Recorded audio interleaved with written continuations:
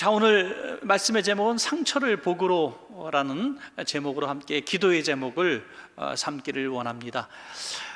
유명한 어떤 문구로 많이 사용하죠. 이 상처가 복이 상처가 별이 된다. 그렇게 영어로 표현된 그런 간판들을 많이 보셨을 거예요. 어떤 교회는 교회 표라 그럴까요? 주제라 그럴까요? 자기 교회의 간판에다가 크게 이렇게 또 상처가 별이 된다 이렇게 쓰기도 하고요. 굉장히 좋은 의미가 되는 것 같습니다. 상처를 복으로 바꾸자. 오늘 그 말씀이 바로 그런 말씀이 아닌가 그렇게 생각을 합니다. 사실 사람은 다 누구나 상처가 있죠. 마음 속에도 상처가 있고 또 육체에도 다 상처가 있습니다. 아무리 나는 상처 크게 다친 적이 없다 생각하는 분도 이렇게 잘 살펴보면 굉장히 많은 상처들이 있을 겁니다. 그리고 상처마다 각각 기억나는 그런 사건들이 하나씩은 다 기억에 나죠. 제가 어떤 목사님과 함께 이렇게 이야기를 나누다 보니까 그때 다리를 이렇게 좀 더운 날이었는데 좀 거들 때가 있었어요. 바지를 조금 이렇게 거는데 무릎 있는 부분이 너무나 큰 상처가 있어서 살점이 거의 떨어져 나간 정도로 큰 상처더라고요. 그래서 너무 놀래가지고 목사님, 제가 오래 알고 지냈는데 처음 봤네요. 다리가 이렇게 심하게 다치셨네요. 그랬더니 난 이 상처가 너무 고맙고 자랑스러워요. 그래. 그래서 아니, 이 상처가 왜 고맙고 자랑스럽냐 그랬더니 이 상처가 있어갖고 오늘 제가 이렇게 살아있고 제가 목회자가 되었습니다. 이 상처에 대한 사연 얘기는 나중에 할게요. 그래서 지금까지 못 들었는데 하여튼 그 상처가 자기를 인생의 브레이크를 잡아주셔서 하나님 없는 인생으로 나락으로 떨어질 뻔했는데 하나님이 살려주셨다, 그런 얘기를 하고 싶었던 것 같아요. 그래서 결국 인생을 하나님 앞에 드리기로 작정하고 목회자가 되었다 하는 그런 이야기를 하셨습니다. 누구나 상처가 있지만 그 상처를 숨겨도 안 되고 또 그렇다고 해서 막 드러내고 동정을 구하는 것도 별 의미는 없는 것 같습니다. 그런데 두 가지 중에 하나는 선택해야 될 것 같습니다. 이왕 생긴 상처들, 내가 상처 없이 넘어가면 참 좋겠지만 질병이라든지 가난이라든지 어떤 관계의 아픔이라든지 겪게 되는 상처를 경험하게 되었을 때에 그 경험을, 이 상처를 어떻게 처리하느냐 하는 관건은 바로 우리가 선택할 문제라고 하는 것이죠. 분명히 우리는 과거에도 상처를 입었고 지금도 상처를 입고 있습니다. 그리고 앞으로도 상처를 계속 입을 거예요. 그렇다면 이 상처를 어떻게 복으로 바꿀 것인가, 이게 우리에게 정말 중요한 우리가 깨달음이고 또 지혜가 되어야 된다는 것입니다.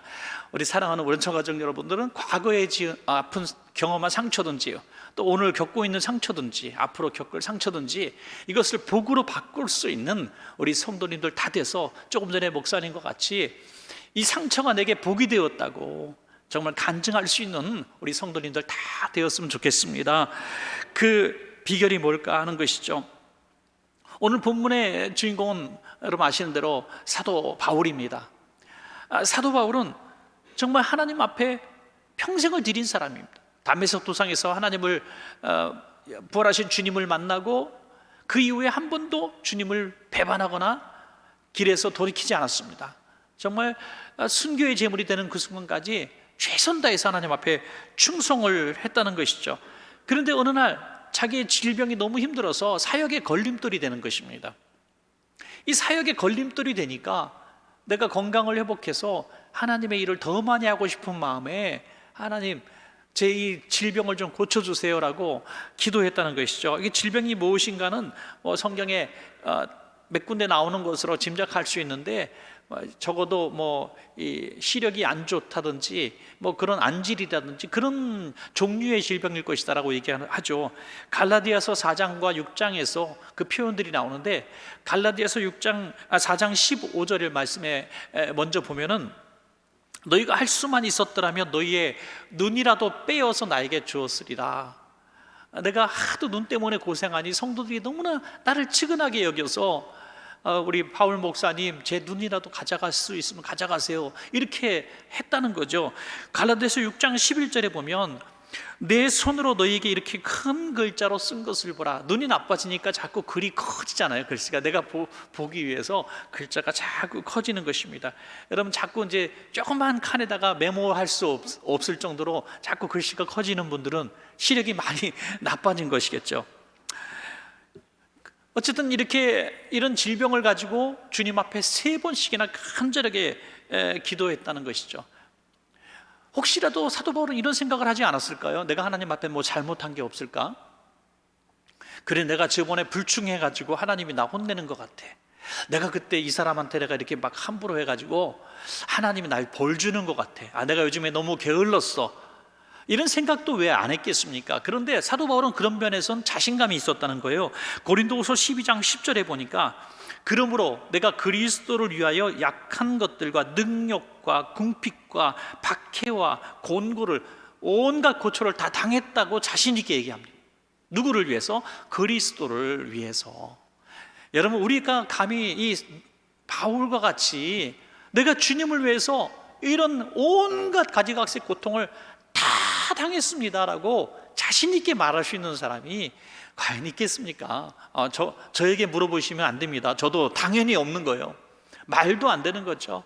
어떻게 이런 끔찍한 고난을 다 주님을 위해서 당할 수 있었겠습니까? 자, 그렇다면은 이 수모를 당하고 억울한 일을 당하고 채찍 맞음을 당하고 파선을 당하고 굶기를 가고 가두기를 당하고 모욕을 당했는데 질병 좀 낫게 해주시면 뭐 어디가 덫이 납니까? 왜 그것도 안 낫게 해주실까요? 그러니까 사도 바울이 헷갈리는 거예요. 지금 고민이 되는 거예요. 자, 이렇게 상처를 입었을 때 어떻게 이 문제를 복으로 바꿀 수 있을까? 그 비결을 우리가 배울 수가 있다는 거죠. 첫 번째는요, 무조건 상처가 생겼을 때 상처를 드러내놓고 하나님 앞에 기도하시기 바랍니다. 여러분, 고민해서 이 문제가 해결될 거라면 고민을 해야 됩니다. 전문가를 만나서 상담해서 해결될 수 있으면 결국 전문가를 만나 상담하면 됩니다. 그런데 이건 해결할 문제가 아니에요. 어떤 문제를 가지고 목회자에게 상담할 때도 있습니다. 상담할 때에 굉장히 큰 함정이 하나 있는데, 그 함정이 뭐냐면 하고 싶은 얘기만 하고 들을 수 있는 소리까지만 들을 수 있다는 것이 엄청난 함정이죠. 그러니까 정확한 판단이 설 수가 없습니다. 상담하는 사람 마음이잖아요, 그죠? 그래서 그것을 들어가지고 어떻게 정확한 판단할 수가 있겠습니까? 그런데 하나님 앞에서는 이 내 모든 상처를 다 속에 있는 것을 정직하게 이야기할 수가 있다는 것입니다, 여러분. 하나님 앞에 숨길 것이 뭐가 있겠습니까? 다 아시는 하나님, 뭐든지 다 아시는 하나님 앞에서, 하나님, 전 정말 모르겠거든요.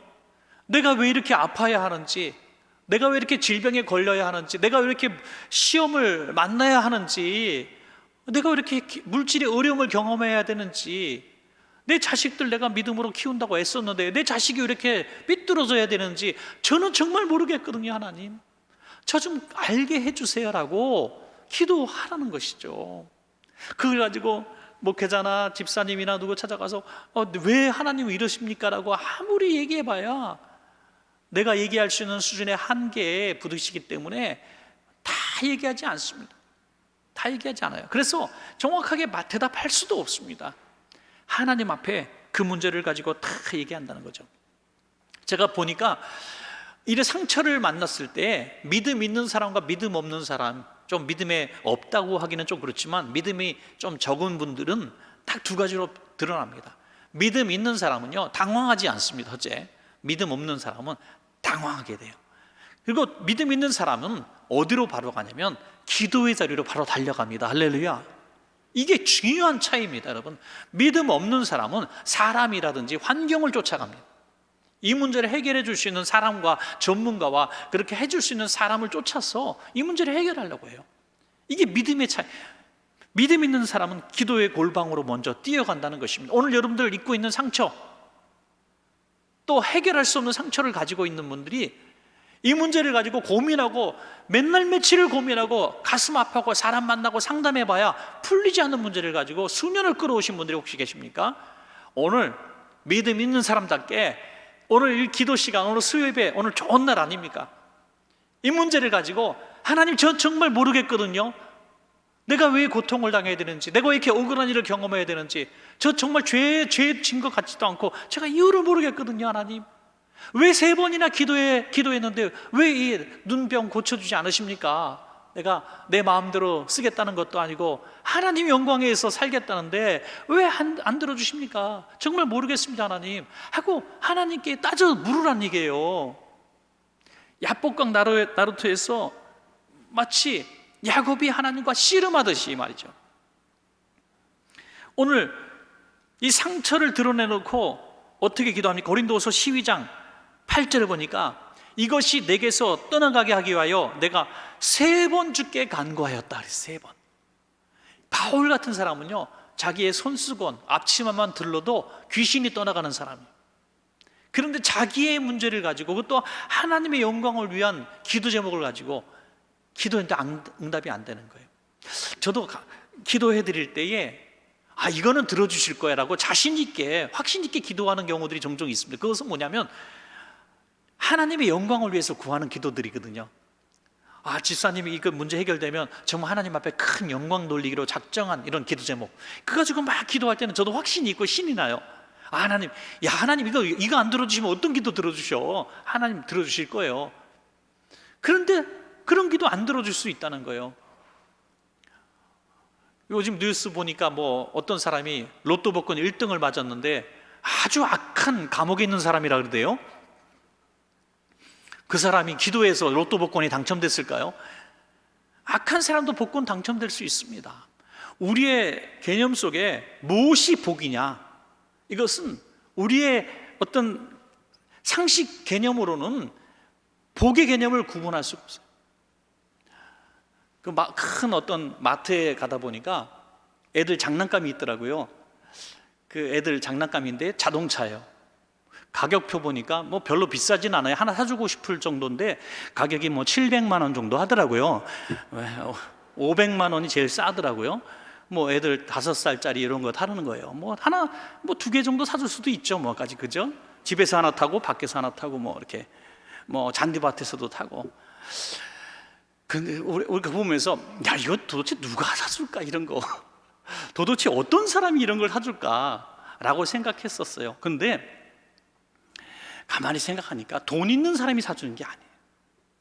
돈 있는 사람이 사주는 게 아니라 그 손녀가 정말 귀한 손자 손녀인데 할아버지 바지끄레기 잡고 할머니 바지끄레기 잡고 울면은 사주더라고요. 그러니까 이 500만 원, 700만 원짜리 사줄 필요도 없고 이유도 없고 다른 사람들이 뭐라 그럴 것이라고 보여지지만 그 경제적인 700, 500의 가치보다 이 아이를 너무너무 사랑하기 때문에, 너무너무 또 귀하기 때문에 자신은 월급을 한 달에 200만 원, 300만 원도 못 받아도 그걸 사주더라 이거예요. 명품이라고 하는 것도 마찬가지잖아요. 가방 같은 것도 여러분들 살만한 환경이 돼서 사는 게 아니라 하나 좀 갖고 싶어서 사는 거 아니겠어요? 그 가치, 내가 굶어도 다른 데는 안 써도 내가 쓰겠다. 여러분, 그러면 하나님께서 우리를 그 손자만큼도 안 사랑하겠냐 이거죠. 우리가 구하는 것을 왜 주시지 않겠습니까? 예수님은 우리를 위해서 온몸에 물과 피를 쏟은 줄로 믿으시기 바랍니다. 다 주신 거예요. 이건 가치의 개념이 아니에요. 예수님과 우리의 어떻게 가치로 비교할 수 있겠습니까? 비교할 수 없는 가치지만 예수님이 희생하셨다는 거예요. 손자를 위해서 500만 원짜리 700만 원짜리 사준 거하고도 또 차원이 다른 얘기잖아요. 죄인으로 죽을 수밖에 없는 우리를 위해서 하나님의 아들이신 예수님이 대신 죽으셨어요. 비교할 수 없는 가치인데 이 가치를 위해서, 가치 없는 우리를 위해서 가치 있으신 예수님이 대신 죽으셨단 말이에요. 우리는 이해할 수 없잖아요. 그런데 병 좀 낫게 해달라는데 왜 안 고쳐주시냐 이거죠. 기도해야 그 이유를 알 수가 있다는 거죠. 그 이유에 기도하지 않고는 알 수가 없다. 야복 나루토에서 야곱이 기도하고 천사와 씨름한 다음에 그곳 지명을 뭘로 바꿉니까? 분니엘이라고 하잖아요. 분니엘, 하나님의 얼굴. 몸부림치고 기도하니까 하나님을 만난 거예요. 그전에는 몰랐던 하나님을 깨달은 거죠. 욥이 고난이 있기 전에는 하나님을 귀로만 들었다 그랬어요. 그런데 고난이 있고 난 다음에는 내가 눈으로 주를 배웠습니다 라고 얘기했어요. 이 고난을 주시고 상처를 주신 이유가 무엇이었는가를 알 수 있는 비결은 야복 나루토에서 정말 목숨을 건 기도, 이 기도의 시간을 통해서 하나님을 만났을 때 비로소 이 문제가 깨달아지고 해결되기 시작한다는 거죠. 그것이 응답으로 문제의 해결로 주어지는 것이 아니라 하나님이 더 귀한 가치로운 것들을 깨닫게 하시기 위해서 기도하게 하셨다는 것을 깨닫게 되는 거예요. 여러분, 우리 성도님들이, 수준 있는 성도님들이 어떻게 반응하는지는 제가 응답을 못 받은 상태에서 하는 반응을 통해서 저는 알게 돼요. 질병이든지 경제적인 문제든지 열심히 기도했어요. 그런데 믿음 있는 분도 기도하고 믿음 없는 분도 기도했는데 응답이 두 분 다 안 됐어요. 자, 믿음 없는 사람은 하나님 도대체 왜 그러십니까? 라고 얘기해요. 그리고 불평하고 원망하여 이해할 수 없다고 얘기해요. 그 기도가 제대로 된 기도가 아니었다는 거죠. 그러나 믿음 있는 사람이 야복 나루토에서 기도했을 때는 거절이 되어도 거절도 응답으로 받는다는 거죠. 이 문제가 해결되지 않았음에도 불구하고 왜 거절을 응답으로 확신하고 돌아갈 수 있는가? 하나님을 만났기 때문이에요.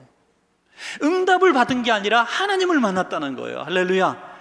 그 하나님이 뭐가 더 가치 있느냐를 보여주신 거죠. 상처를 주셔가지고 상처를 낫게 하기 위해서 기도하게 하신 것이 아니라 이 상처를 기도의 수단으로 만드신 거예요. 기도의 자리로 부르신 거예요. 상처를 통해서. 그래서 고난은 하나님의 확성기다, 이런 얘기가 있는 것이죠. 여러분, 고난이 있습니까? 그 고난이 해결되기 위해서, 상처가 해결되기 위해서라도 몸부림치며 기도하겠지만 기도할 수밖에 없게 만드신 그 이유는 그 문제를 해결받게 하시기 위해서가 아니라 하나님이 여러분들을 만나고 싶어서 상처를 주셨다는 거예요. 평소에 너무너무 그냥 괜찮았는데 최근 들어서 어떤 집사님, 내가 정말 친했던 집사님하고 사이가 틀어져갖고 너무 힘든 분들 계세요. 도대체 우리가 왜 이렇게 관계가, 부부가 사이가 너무너무 좋았었는데 별것도 아닌 거 가지고 그냥 그렇게 또 싸워가지고 뭐 짜장면 먹니 짬뽕 먹니 그러다가 한번 싸워가지고 막 며칠째 싸우고 계신 분 계세요. 뭐 이렇게 해결되지 않을 때 기도의 자리로 가서 기도했다고 그 문제가 당장 해결되는 게 아니라는 거예요. 그런데 기도의 자리로 불러와서 기도하다 보면 하나님을 만나게 되고, 하나님을 만나게 되니까 내가 얼마나 큰 죄인인지 깨닫게 되고, 그 문제가 해결되기 전에 내가 먼저 하나님과 관계가 회복되는 역사가 일어난다는 것입니다, 여러분. 그러므로 오늘 상처가 주어졌을 때는 묻지도 따지지 말고 어디로 가라고요? 기도의 자리로 가라. 그러면 문제 해결과 상관없이, 문제 해결받기 위해서 기도하는 게 했지만은 문제 해결과 상관없이 하나님을 만나는 축복이 있을 줄로 믿습니다. 두 번째, 상처를 통해서 주시는 하나님의 은혜를 믿어야 한다 하는 거죠. 하나님의 은혜는 우리가 원하는 것, 바라는 것이 주어지지 않아도 하나님의 은혜는 여러 방면으로 주어지는 것이죠. 어떤 은혜가 당장 주어지냐면요, 내가 평소에 상처를 입지 않고 살았던 것이 은혜였구나 하는 것도 깨닫는 거예요. 질병에 걸려서 하나님 앞에 막 금식 기도하고 부르짖다가 하나님을 만나잖아요. 그러면 이 문제가 낫는 것보다도 먼저 감사하게 되는 것은 내가 이 질병에 걸리지 않고 살아왔던 시절에 대해서 참 고마웠다는 것이 깨달아지는 거예요, 여러분. 모든 것이 은혜라는 찬양을 우리가 계속 불렀잖아요, 그죠? 내가 지나왔던 모든 순간순간들이 그냥 당연한 것이 아니라 하나님의 은혜였다는 것이 깨달아진다는 거예요. 언제? 상처가 생겼을 때, 고난이 생겼을 때. 그러니까 우리 성도님들이 갑자기 질병이 생기고 사건이 생기고 아픔이 생겼을 때 더 믿음이 쑥쑥 자라는 거예요. 그래서 저는 가끔씩 기도한다는 거예요. 믿음 없는 성도 아무개 저 집사님 고난 좀 주십시오. 어려움 좀 당하게 해주십시오. 물론 그런 기도 하지 않아요. 그런데 그렇게 하고 싶은 마음이 살짝 들 때가 있을 정도로. 왜냐하면 너무 평범하게 지내왔던 삶을 통해서 믿음이 자라지 않는다는 거예요. 그래서 하나님은 순간순간의 고난이라는 걸 통해서, 상처를 통해서 믿음이 쑥쑥 올라가게 하신다는 거죠. 참 희한해요. 아무 사건 사고 없이 오늘 교회에 이렇게 오신 분들은 아침 들어와서 감사가 별로 그렇게 막 나오지 않는데, 교통사고로 오늘 크게 만났는데 안 다치고 차는 폐차시킬 정도가 했는데 안 다치셨어. 그러면 너무너무 감사해. 다음 주에 감사원금을 내더라니까요. 차는 망가졌는데, 야, 그 이해가 안 가요. 화내야 되지 않아요? 차 망가진 것에 대해서. 그런데 왜 감사가 나오느냐? 고난을, 상처를 통해서 깨닫지 못했던 하나님의 은혜가 깨달아지더라 이거죠. 자, 고린도후서 12장 9절에 보니까 하나님이 그걸 깨달으라고 바울에게 말씀하시는 거예요. 나에게 이르시기를 내 은혜가 내게 족하도다. 이는 내 능력이 약한 데서 온전하여 짐이라 하신지라. 그러므로 도리어 크게 기뻐함으로 나의 여러 약한 것들에 대하여 자랑하리니 이는 그리스도의 능력이 내게 머물게 하려 함이라. 아멘. 여러분, 뭐 한번 우리끼리 고백해 봅시다. 뭐 우리 수요예배 편안한 시간이잖아요. 하나님께서 오늘 우리에게 말씀하신다고 생각하고 하나님의 음성으로 우리 이렇게 탁탁 치면서 하나님의 은혜가 내게 족합니다 하고 한번 고백해 봅시다. 시작. 하나님의 은혜가 내게 족합니다. 아멘. 불만족스러우신 분 있을 거예요. 왜냐하면 오늘 수요예배 단단히 마음 먹고 이 문제 해결받으려고 왔는데 족하다니까. 족하긴 뭘 족해. 지금 내가 죽을 지경인데 속이 막 끓고 상하고, 지금 내일까지 문제, 이 돈 해결 안 되면 회사 부도나고 너무너무 힘든데 갑자기 족하다니 뭐가 족합니까? 이렇게 말씀할 수도 있잖아요. 그런데 이것이 깨달아질 때, 은혜가 깨달아질 때 비로소 은혜가 족한 것이 믿어진다는 것입니다, 여러분. 그래서 은혜는 항상 우리에게 주어지고 있지만은 이게 은혜인지 깨닫는 순간 은혜가 되는 줄로 믿습니다, 여러분. 항상 은혜가 있는데 은혜가 깨달아지는 순간만 은혜예요. 우리 어린 학생들도 부모가 얼마나 자녀들을 사랑합니까? 솔직히 모든 세상의 부모들은 자식을 위해서 대신 죽을 수 있잖아요, 그죠? 모든 세상의 부모는 다 마찬가지예요. 그런데 그 자녀들은 엄마가 나를 지금 안 사랑하는 줄 알아. 왜냐면 오늘 뭐 용돈 500원 달라는데 안 줬기 때문에 엄마는 나를 500원보다도 못하다고 여긴다고 생각하고 있는 거예요, 지금. 또 큰아이는 게임하다가 지금 된창 맞았거든요, 지금. 그래서 엄마는 나를 되게 미워한다고 생각해요. 아니에요. 엄마는 나를 위해서 생명을 줄 수 있는 사람이에요. 아빠는 나를 위해서 목숨을 내놓을 수 있는 사람이에요. 근데 왜 깨닫지 못한 것뿐이죠. 언제 깨달아요? 자기가 부모가 되어봤을 때 조금 깨달으라나? 그렇죠? 하나님의 은혜는 항상 우리에게 넘치도록 주어지고 있는데 왜 우리가 깨닫지 못하는가? 그걸 깨닫게 하시기 위해서 하나님은 우리에게 상처를 주신다는 거예요.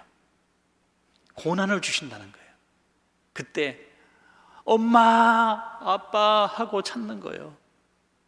그때 나를 돌봐주고 내 편이 되어주고 나를 위해서 죽을 수 있는 분이 엄마, 아빠밖에 없는 것이 깨달아지고 그때 발견되어지는 것이죠. 우리가 고난을 통해서, 끔찍한 고난을 통해서 내 힘으로, 내 능력으로, 인맥으로, 경험으로 가진 것으로 아무것도 할 수 없는 상황이 딱 되었을 때 비로소 우리는 하나님 살려주세요 라고 부르짖게 된다는 거예요. 그 순간에 깨달아지는 것이 내가 지금까지 살아온 것이 하나님의 은혜였구나 라고 깨달아지는 것이죠. 사도 바울은 교만의 여지가 너무 많은 사람이라고 성경에 계속 말씀하잖아요. 뭐 출신 성분으로나 지성으로나 젊음으로나 어떤 율법적으로나 흠이 없는 사람이에요.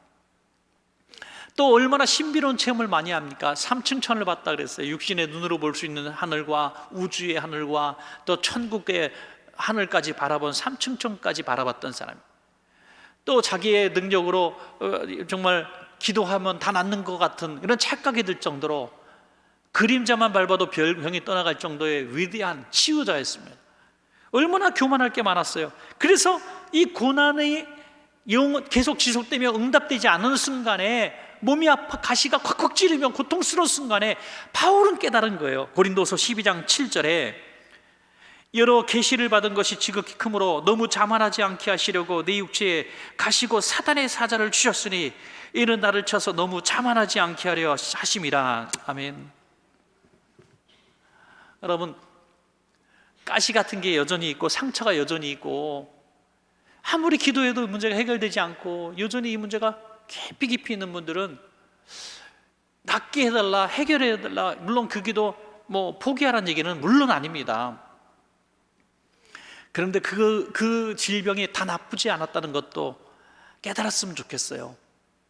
왜냐하면 그런 컴플렉스 같은 게 있었기 때문에 나의 어떤 학력이라든지 건강이라든지 외모라든지 나의 어떤 잘 부족한, 다른 사람들이 볼 때 언변의 능력이라든지 가난이라든지 어떤 출생이라든지 어떤 작은 어떤 한 부분이라도 약점이 없는 사람은 없습니다. 다 있어요. 근데 그 약점이 있음으로 말미암아 그나마 내가 지금 이만큼 겸손할 수 있다는 거죠. 그나마 이렇게 겸손할 수 있는 거잖아요. 그 겸손함을 통해서 그 자만하지 않게 하시기 위해서 하나님은 그것들을 남겨두셨다는 거잖아요. 그래서 그 상처가 은혜인 줄로 믿을 때에 하나님의 역사가 우리 가운데 일어난다고 하는 것입니다. 여러분, 예수님의 상처가 우리를 낫게 한 줄로 믿으시기 바랍니다. 예수님의 상처가 우리를 낫게 했어요. 예수님의 고난이 우리를 낫게 했습니다. 그러면 우리가 입은 상처는 뭘 위해서일까요? 예수님의 고난과 상처와 죽으심은 우리를 위함인데 우리가 입은 상처는 누구를 위할까? 예수님이 죽으신 목적과 동일합니다. 예수님이 고난당하시고 죽으신 것은 우리의 구원을 위함이다. 구원. 이 땅에서 냉장고 좀 좋은 거 사고 집 큰 집 사라는 게 아니라 구원을 위해서 죽으셨습니다. 그러므로 우리가 입는 인생의 상처들은 구원을 이루기 위해서 이것이 유익하게 될 줄로 믿습니다. 여러분. 자, 마지막 세 번째, 상처를 복을 담는 그릇으로 삼자 하는 것입니다. 상처를 복을 담는 그릇. 이 연약함이요, 은혜를 담는 그릇이 되더라고요. 항상 보면 부족함을 얘기하는 사람이 계속 하나님의 은혜를 입더라고요. 하나님, 저 부족합니다, 연약합니다. 우리 성도님들 보면 너무 우리 교회 성도님들 훌륭한 분들이 참 많아요. 정말 제가 존경스러운 그런 분들이 참 많습니다. 제가 이렇게 목회자임에도 불구하고 저가 정말 배우고 싶고 더 많이 본받고 싶은 성도님들이 우리 교회에 참 여러 분 계신데요, 제가 그렇게 존경하고 배우고 싶을 만한 그 상황들을 내가 언제 깨닫는가? 바로 이 부분에서 깨닫게 되는 거죠. 겸손이라는 부분에서. 겸손. 아니, 어떤 면으로 봐도 부족한 게 없고 정말 자랑할 만하고 하는데 그렇게 겸손하더라고요. 아유, 목사님 무슨 말씀? 아유, 저는 못해요. 다 은혜예요. 아유, 목사님이 기도해 주셔도 된 거지 제가 잘나서 됐어요 이렇게 얘기하는데, 그렇다고 제가 그럼요, 당연하죠, 제가 기도해 줘서 된 거지 집사님 잘 돼서 된 거예요? 이렇게 말하겠어요? 그게 아니잖아요. 야, 저 인품이 어디서 나올까? 저 겸손이 어디서 나올까? 그리고 어느 날 제가 번기치듯이 딱 깨달았어요. 이게 저분이 도를 득도한 분이 아니라 오랜 상처와 고난을 통해서 다듬어진 분이구나. 다듬어진 분인 것을 깨닫게 됐어요. 많은 연단과 많은 고난을 통해서 깎이고 깨어지고 또 가루가 되고 부셔져서 교만하려고 해도 교만할 기회가 주어지지 않아요. 바로 또 내려앉고 바로 내려앉고. 그걸 터득한 분들이에요. 그런 분들이 바로 저는 질그릇과 같은 분이다라고 믿습니다. 금그릇이 되려고 하지 않아요. 귀하게 쓰임 받으려고 되지 않아요. 존귀 여김 받으려고 하지 않아요. 그냥 질그릇처럼 살아가길 원해요. 왜? 질그릇 안에 질그릇이 되어야만 보배이신 예수님이 나를 떠나지 않기 때문에. 할렐루야. 여러분, 하나님이 우리와 함께 가시는데 하나님이 우리를 떠나시는 가장 큰 이유와 하나님 우리와 함께 하시는 가장 큰 이유는 딱 하나입니다. 겸손하면 하나님이 함께 하시고 교만하면 하나님이 떠나십니다.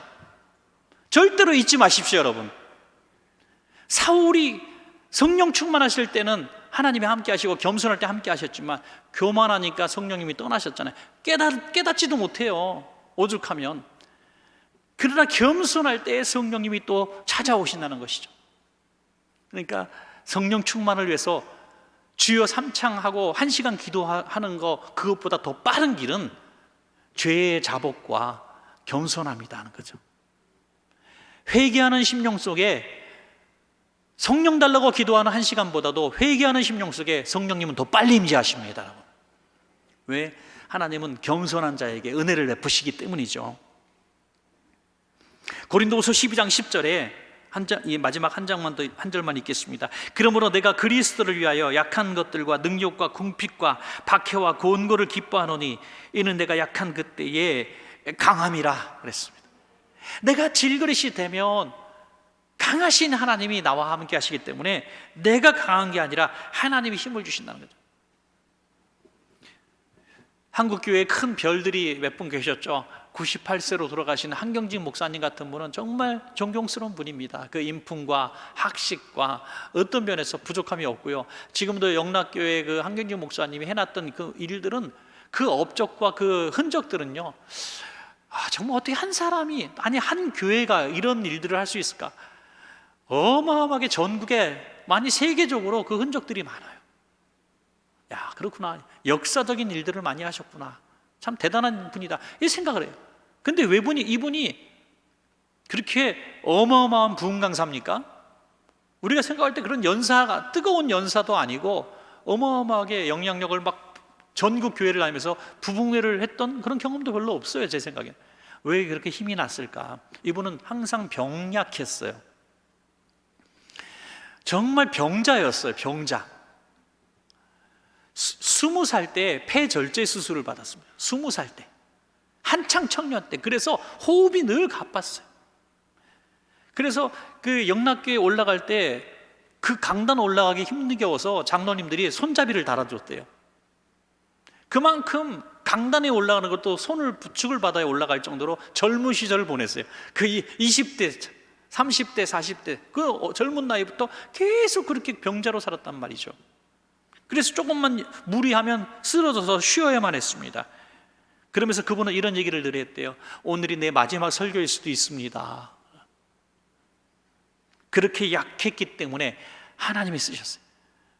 뭐 오카는 목사님이나 하영주 목사님, 이런 분들 정말 한국교회 큰 별과 같은 인물들인데 다 65세, 67세, 66세 뭐 이때 다 돌아가셨어요. 야, 그렇게 짧은 생애를 사셨어요. 짧은 생애를 샀다고 꼭 유명한 위대한 삶을 살아가는 거 아닙니다. 지금 우리가 죽자 그런 얘기는 아니고요.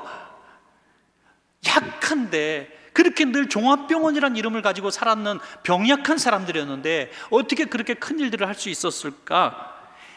그 약함 속에 약함을 인정하고 강하신 하나님을 받아들였기 때문이죠.